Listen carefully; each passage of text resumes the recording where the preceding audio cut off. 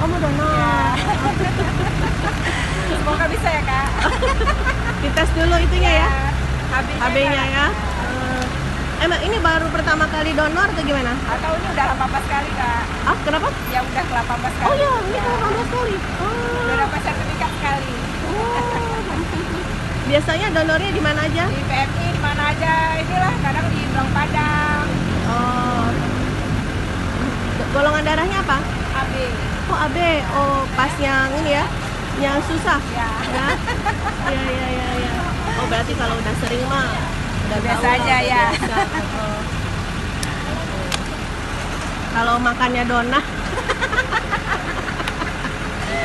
dan omset sendalmu itu meningkat, Amin. insya Allah. Ya.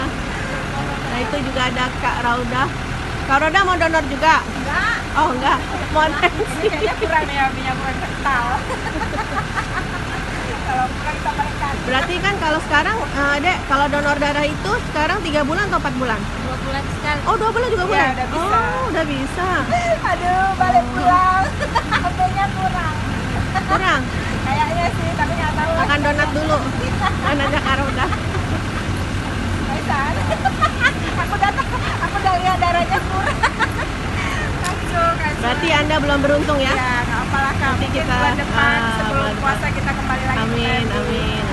Oke. Makan dulu banyak-banyak. Ya, ayo.